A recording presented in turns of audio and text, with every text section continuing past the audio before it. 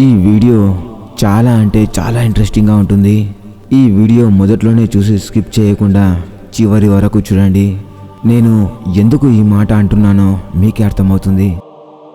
ప్రపంచంలోని ప్రజల్లో కేవలం 1% మాత్రమే విజయం సాధిస్తుండగా మిగిలిన 99% మంది ఎందుకు కష్టపడుతున్నారని మీరు ఎప్పుడైనా ఆలోచించారా? ఒక సాధారణ వ్యక్తికి ఒక దిగ్గజానికి మధ్య తేడా ఏమిటి? ఆ తేడా అదృష్టం కాదు, అది కఠోర శ్రమ కాదు. ఆ తేడా వారు తమ రోజును ముగించేటప్పుడు ఉండే కేవలం మానసిక స్థితి మాత్రమే. మీరు నిద్రపోయే సమయం కేవలం నిద్రపోవడానికి మాత్రమే కాదు, అది విశ్వంలోని గొప్ప నిధులను పొందే సమయం. ఈరోజు నేను మీకు చెప్పబోయేది మీ జీవితంలో అతిపెద్ద మలుపు కావచ్చు. ఇది సాధారణ ఇన్స్పిరేషన్ కాదు. ఇలాంటి ఇన్స్పిరేషన్ దుర్వినియోగం కాకుండా, ఇలాంటి విద్య దుర్వినియోగం కాకుండా నిరోధించడానికి మన వేదాలు మరియు ఉపనిషత్తులలో సరైన జ్ఞానాన్ని పొందుపరిచి మన పూర్వీకులు ఎన్నో శక్తులను తెలియజేయడానికి ప్రయత్నించారు. వేదాలు ఉపనిషత్తులు చదివిన వారికి ఇది క్లియర్గా అర్థమవుతుంది. ఏదైనా ఒక రోజు అంతమయ్యే ముందు మీరు ఒక అద్భుత స్థితిని ఊహించుకోవాలని నేను కోరుకుంటున్నాను. తన లక్ష్యం కోసం సర్వస్వం పణంగా పెట్టిన వ్యక్తి గురించి ఆలోచించండి. తన కళ కోసం పగలు రాత్రి శ్రమించిన వ్యక్తి గురించి, తన కళ కోసం చెమట చిందించిన వ్యక్తి గురించి, నిద్రలేని రాత్రులు గడిపిన వ్యక్తి గురించి మీరు ఆలోచించండి. అతను రాత్రి మంచం మీద పడుకొని పైకప్పు వైపు చూస్తూ ఇన్నాళ్ళు తనెక్కడ ఉన్నాడా అని ఆశ్చర్యపోతుంటాడు. అతని కళ్ళల్లో నీళ్లు నిండిపోయి ఉంటాయి. కానీ కుటుంబం ముందు ధైర్యంగా ఉండాలి కాబట్టి అతను ఏడవలేకపోతున్నాడు. అతని అంతరంగం ముక్కలైంది. దేవుడు లేదా బహుశా ఈ విశ్వమే తనకు వ్యతిరేకంగా ఉందని అతనికి అనిపిస్తూ వచ్చింది. అతను ఎవరో కాదు, మీలో రగులుతున్న నిప్పు కణిక, నీలో నిద్రిస్తున్న మహాశక్తివంతుడు. మీకు ఎప్పుడైనా ఇలా అనిపించిందా? గట్టిగా అరవాలనిపించి కానీ శబ్దం చేయలేకపోతున్నట్టు. మీ జీవితంలో ఒక్కసారైనా ఈ నిస్సహాయతను, ఈ బాధను మీరు అనుభవించి ఉంటే వెంటనే కామెంట్ బాక్స్కి వెళ్ళి నేను దానిని అనుభవిస్తున్నాను అని టైప్ చేయండి. ఈ రోజటి ఎపిసోడ్లో ఇలాంటి బాధను తమ గొప్ప బలంగా మార్చుకునే వారి కోసం ఈరోజు మనం చర్చించబోయే పద్ధతిని ఆధునిక న్యూరో సైన్స్లో స్లీప్ ప్రోగ్రామింగ్ అని పిలుస్తారు. మన ప్రాచీన సంస్కృతిలో దీనిని యోగ నిద్ర మరియు స్వప్న ధ్యానం అని పిలుస్తారు. థామస్ ఎడిసన్ వంటి గొప్ప శాస్త్రవేత్తలు తమ ఆవిష్కరణల కోసం మరియు ప్రాచీన ఈజిప్షియన్లు తమ నాగరికతను అభివృద్ధి చేయడానికి ఉపయోగించిన రహస్య జ్ఞానం ఇది. కానీ నేటి ప్రపంచంలో ఆ పురాతన విద్యను మనం మర్చిపోయాము. నిద్రపోయే ముందు మన ఫోన్లలో ఉండే ప్రపంచ చెత్తను చూస్తాము. మనం నెగటివ్ వార్తలను చూసి ఆ నెగటివ్ భావనతోనే నిద్రపోతాము. ఆ తర్వాత ఏం తెలియనట్టుగా మన జీవితంలో ఎందుకు ఏ మంచి జరగడం లేదని అనుకుంటూ ఉంటాం. ఒక్కటి గుర్తుకు పెట్టుకోండి, నిద్రకు ముందు లాస్ట్ 2 నిమిషాలు మీ జీవితాన్ని నిర్ణయిస్తాయి మరియు నియంత్రిస్తాయి. మీరు ఈ 2 నిమిషాలను నియంత్రించడం నేర్చుకుంటే విజయం సాధించకుండా ప్రపంచంలోని విశ్వంలో ఏ శక్తి అయితే ఉందో అది శరీరంలో కూడా ఉందని మన గ్రంథాలు చెబుతున్నాయి. మీరు నిద్రలోకి జారుకున్నప్పుడు కేవలం కళ్ళు మూసుకోవడం లేదు, మీరు ఒక లోకం నుండి మరో లోకానికి ప్రయాణిస్తున్నారు. ఈ సమయంలో మీ చేతన మనస్సు లేదా మీ తార్కిక మనస్సు నిద్రిస్తూ ఉంటాయి. ఎట్ ద సేమ్ టైం మీ అచేతన మనస్సు పూర్తిగా మేల్కొని ఉంటుంది. ఈ సమయంలో మీరు మీ మనస్సుకు ఇచ్చే ఏ ఆజ్ఞ అయినా ఒక ఆదేశంగా స్వీకరించబడి అమలు చేయబడుతుంది. ఆధునిక నాడీ శాస్త్రం నిరూపించిన దాని ప్రకారం మీరు మేల్కొని ఉన్నప్పుడు మీ మెదడు బీటా స్థితిలో ఉంటుంది. ఇక్కడ మీరు లాజిక్ మరియు భయంతో చుట్టుముట్టబడి ఉంటారు.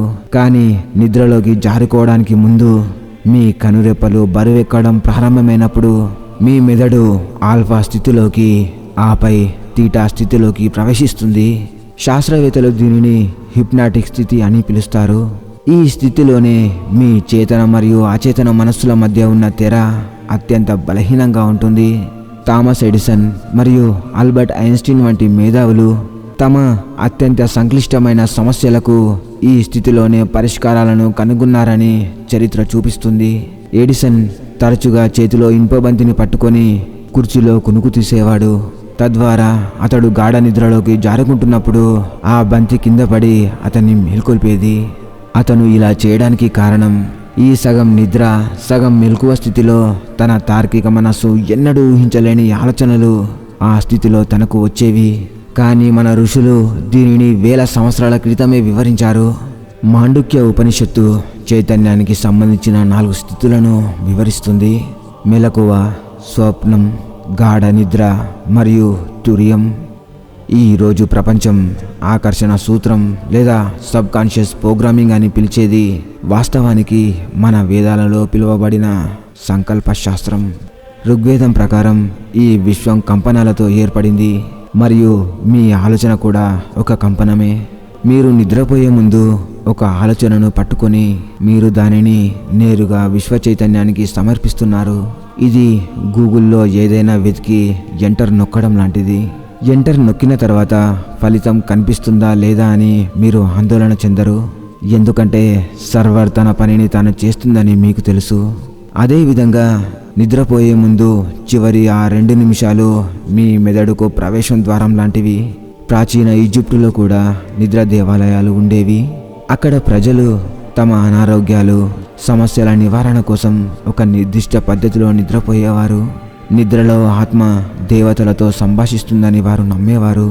గ్రీకు తత్వశాస్త్రంలో కూడా ఇంక్యుబేషన్ అనే ఒక పద్ధతి ఉండేది. దీనిలో ప్రజలు సమాధానాల కోసం దేవాలయాలలో నిద్రించేవారు. అంటే ఈ జ్ఞానం కేవలం భారతదేశానికి పరిమితం కాలేదని అర్థం చేసుకోవాలి. ప్రపంచవ్యాప్తంగా ఉన్న గొప్ప నాగరికతలకు నిద్ర కేవలం శారీరక విశ్రాంతి మాత్రమే కాదు, అది ఆత్మకు ఒక రీఛార్జ్ కేంద్రం అని తెలుసు. కానీ కలియుగంలో మనం ఈ జ్ఞానాన్ని మర్చిపోయాం. నేటి ఆధునిక జీవన శైలి మనల్ని ఎంతగానో తీరిక లేకుండా చేసింది. నిద్రను కేవలం సమయం వృధాగా భావిస్తున్నాం. ఒక్కటి మాత్రం గుర్తుంచుకోండి, మీరు జీవితంలో ఏదైనా సాధించాలనుకుంటే అది డబ్బైనా, ఆరోగ్యమైనా లేదా మనశ్శాంతి అయినా కావచ్చు, దానికి మార్గం మీ సబ్ కాన్షియస్ మైండ్ ద్వారానే వెళ్తుంది. మీరు రోజంతా ఎంత కష్టపడినా, ఎన్ని పుస్తకాలు చదివినా, మీ రాత్రిపూట ఆలోచన విధానం సరిగ్గా లేకపోతే మీరు ఎప్పటికీ విజయం సాధించలేరు. ఇదే కఠోర సత్యం.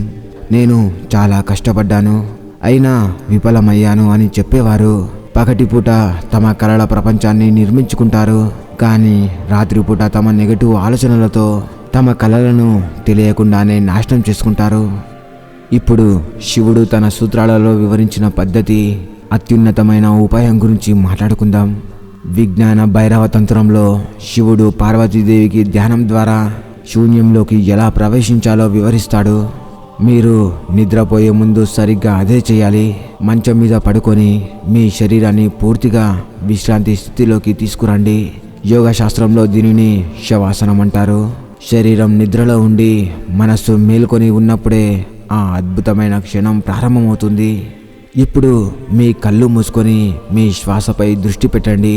మీ మనస్సు శాంతించడం ప్రారంభించగానే మీరు సమాధానం కోరుకుంటున్న ఒక ప్రశ్నను మిమ్మల్ని మీరు అడగండి. ఈ ప్రశ్న మీ వృత్తి, మీ సంబంధాలు లేదా మీ ఆరోగ్యం గురించి కావచ్చు. కానీ ఇక్కడ 99% మంది చేసే అతిపెద్ద తప్పేంటంటే ప్రశ్న అడిగిన తర్వాత వారికి వారే సమాధానం ఆలోచించడానికి ప్రయత్నిస్తారు. మీరు అలా ఎప్పటికీ చేయకూడదు. మీరు మీ తార్కిక మనస్సును ఉపయోగించకూడదు. ఒక చీకటి గదిలో కాగడ వెలిగించినట్టుగా మీ ప్రశ్నను మీ మనస్సులోనే అలాగే ఉంచుకోండి. ఈ ప్రశ్నను ఒక విత్తనంలా మీ మనస్సులో నిలిచి ఉండనివ్వండి. ఆ తర్వాత సాక్షి చైతన్య స్థితిలోకి ప్రవేశించండి.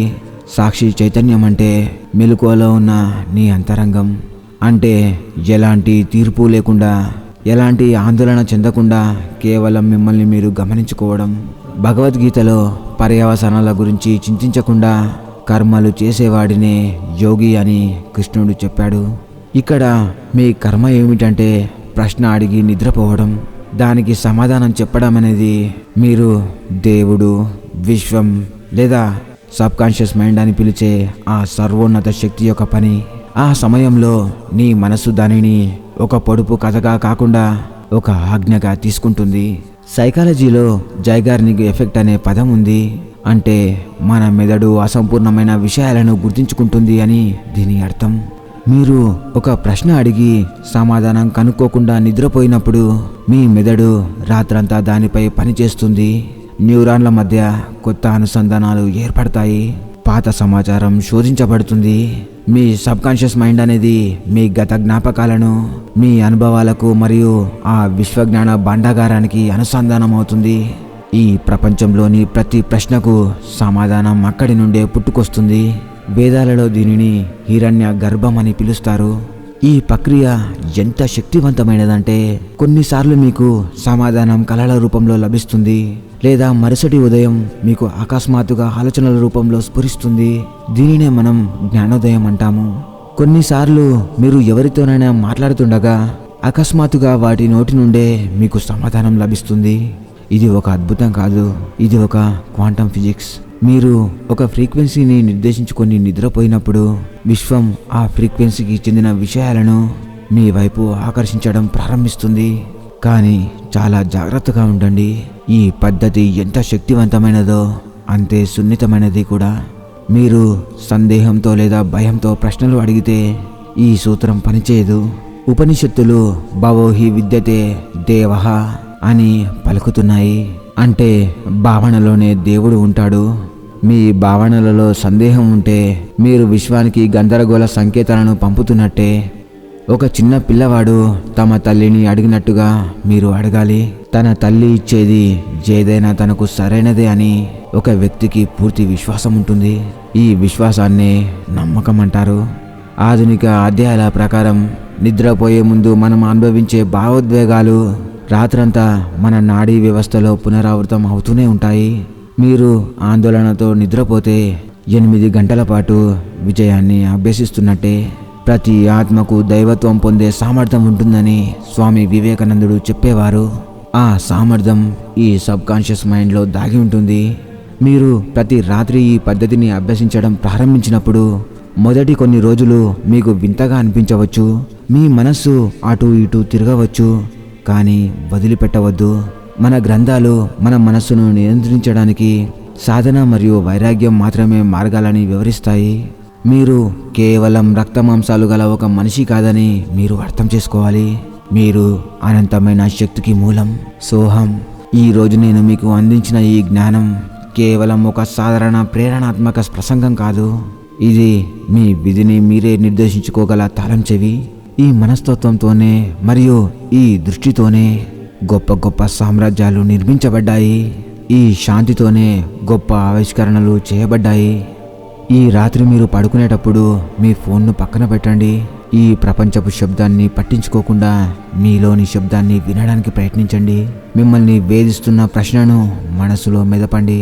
ఆపై మీలో దాగున్న చీకటిలోకి విడుదల చేయడానికి ప్రయత్నించండి. ఆ ప్రశ్న నుండే ఒక కాంతి కిరణం తప్పకుండా ఉద్భవిస్తుంది. నన్ను నమ్మండి, మీ మనసు ఒక సూపర్ కంప్యూటర్.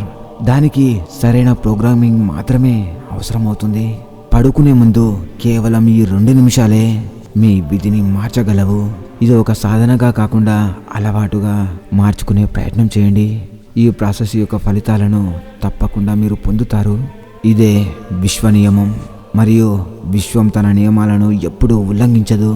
ఈ ప్రక్రియను ఈ రాత్రి నుండే ప్రారంభిస్తారని మనస్ఫూర్తిగా ఆశిస్తూ, ఇది ఫ్రెండ్స్ ఈ రోజుకి ఇంట్రెస్టింగ్ విషయం. మరో రోజు మరో ఇంట్రెస్టింగ్ టాపిక్తో మీ ముందుంటా. అంతవరకు సెలవు తీసుకుంటూ మీ స్నేహితుడు.